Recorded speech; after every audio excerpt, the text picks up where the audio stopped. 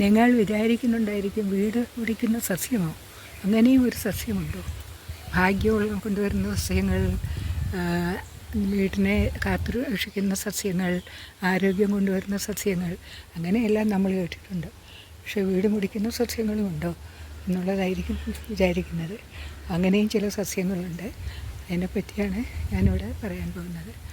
നമ്മൾ സാധാരണയായിട്ട് നമ്മൾ വീടുകളിൽ പല ചെടികളും വീട്ടിനുള്ളിലും വെളിയിലും വളർത്താറുണ്ട്. അതിൽ വീട്ടിന് ഉള്ളിൽ വളർത്തുന്ന ചില ചെടികളെ എല്ലാം നല്ലതായിട്ട് പറയാറില്ല. ചിലത് വീട്ടിനുള്ളിലേ വളർത്താവുള്ളൂ. കാക്ടസ് പോലുള്ള ചെടികളൊന്നും വീട്ടിനുള്ളിൽ വളർത്താൻ പാടില്ല എന്ന് പറയാറുണ്ട്. അപ്പോൾ അതുപോലെ വേറൊരു ചെടിയുടെ പറ്റിയാണ് ഞാൻ പറയുന്നത്. അത് വേറൊന്നുമല്ല, മണി പ്ലാന്റാണ്. അപ്പം നിങ്ങൾ വിചാരിക്കും മണി പ്ലാന്റ് എല്ലാവരും പറയുന്നത് വീട്ടിൽ വളർത്താവുന്നതാണല്ലോ, എന്നിട്ട് എങ്ങനെയാണ് മണി പ്ലാന്റ്? മണി പ്ലാന്റ്, എല്ലാ മണി പ്ലാന്റും വീട്ടിൽ വളർത്താൻ പറ്റിയതല്ല.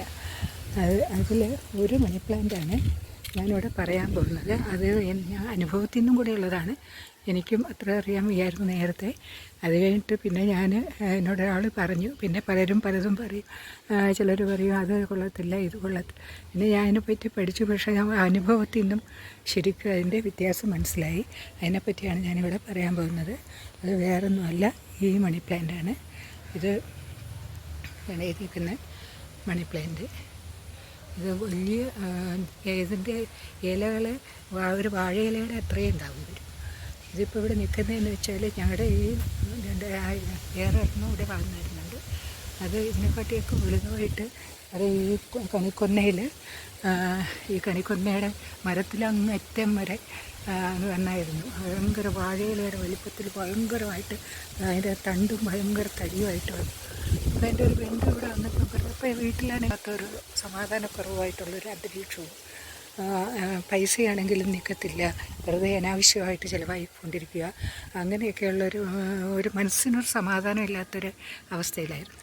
അപ്പോൾ പലരും പലതും പറഞ്ഞു, ഇതൊക്കെ ചെയ്തു, എന്നിട്ടൊന്നും ഒരു ഇതുമായില്ല. അപ്പോഴേ ഞങ്ങളുടെ ഒരു ബന്ധു വന്നപ്പോഴാണ് അദ്ദേഹമാണ് പറഞ്ഞത്, നിങ്ങളൊരു കാര്യം ചെയ്യുക, ഇതിങ്ങനെ വളർന്ന് പന്തലിച്ചങ്ങ് പോവുകയാണല്ലോ, ഇത് നിങ്ങൾ വെട്ടിക്കളയാൻ എളുപ്പം, ഇത് ശരിയല്ല. ഈ മണി പ്ലാന്റ് വളരും തോറും നമ്മുടെ വീട്ടിലുള്ള ദുരിതങ്ങളും കൂടിക്കൊണ്ടിരിക്കും. അതുകൊണ്ട് ഇത് പറിച്ച് കളയണമെന്ന് പറഞ്ഞു.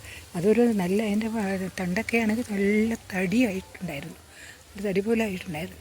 എന്നിട്ട് ഞങ്ങൾ അത് മുകളിലോട്ടങ്ങ് പോയി, വെട്ടാനും പാടായിരുന്നു. എന്നിട്ട് താഴേന്ന് അതിനെ വെട്ടി, ഇന്നാളിൽ വരെ ഇതിൻ്റെ ഒരു കഷ്ണം ഇവിടെ ഇങ്ങനെ തൂങ്ങിക്കിടക്കുന്നുണ്ടായിരുന്നു.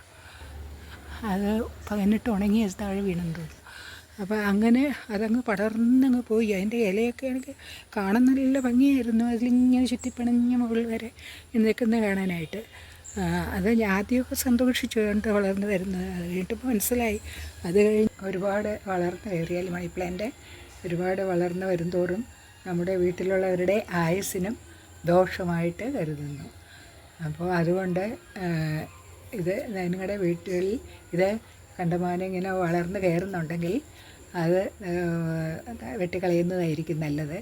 ഈ കോമ്പൗണ്ടുകളിൽ, നമ്മുടെ കോമ്പൗണ്ടിന് വെളിയിൽ പറമ്പിലൊക്കെ നിൽക്കുന്നതുകൊണ്ട് കുഴപ്പമില്ല. പക്ഷേ നമ്മുടെ വീട്ടിൻ്റെ കോമ്പൗണ്ടിനകത്ത് ഇത്തരം സസ്യങ്ങൾ വളരാൻ അനുവദിക്കാതിരിക്കുക, അതായിരിക്കും നല്ലത്. നമ്മളറിഞ്ഞ സ്ഥിതിക്ക്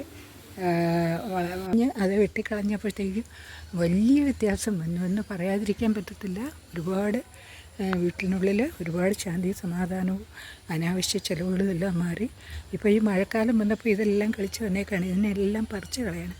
അതിന് മുമ്പായിട്ട് നിങ്ങളെ ഒന്ന് കാണിച്ച് കാര്യം ഒന്ന് അറിയിക്കാമെന്ന് വിചാരിച്ചിട്ടാണ് ഇതിൻ്റെ വീഡിയോ ഇന്നെടുത്തത്. ഇതെല്ലാം ഇനി പറിച്ച് കളയാണ്. അതായത് നമ്മുടെ ഗോൾഡൻ മണി പ്ലാന്റ് ഉണ്ട്, ചെറിയ മണി പ്ലാന്റ്. അതാണെങ്കിൽ വീട്ടിനുള്ളിൽ വയ്ക്കാവുന്ന മണി പ്ലാന്റാണ്. ചെറുതായിട്ട് താഴെയൊക്കെ വളരുന്നുണ്ട്. മറ്റേതാണെങ്കിൽ മരത്തിലോട്ട് ചുറ്റിപ്പറ്റി അങ്ങ് വളർന്നങ്ങ് പോകും. ഇത് നിങ്ങൾ ശ്രദ്ധിക്കുമെന്ന് കരുതുന്നു. ഇങ്ങനെയുള്ള മണി പ്ലാന്റുകളുണ്ടെങ്കിൽ കഴിയുന്നത് ഒഴിവാക്കുക, വളരാൻ അനുവദിക്കാതിരിക്കുക. ചെറിയ ചെറിയ അല്ലാത്ത മണി പ്ലാന്റുകളുണ്ട് പലവിധത്തിലുള്ളത്. ഇതിനെപ്പറ്റി ഒരു വീഡിയോ ഞാൻ ഏറെ ചെയ്യുന്നുണ്ട്. എല്ലാവർക്കും ഇഷ്ടപ്പെട്ടെന്ന് കരുതുന്നു. ലൈക്ക് ചെയ്യാനും സബ്സ്ക്രൈബ് ചെയ്യാനും മറക്കരുത്.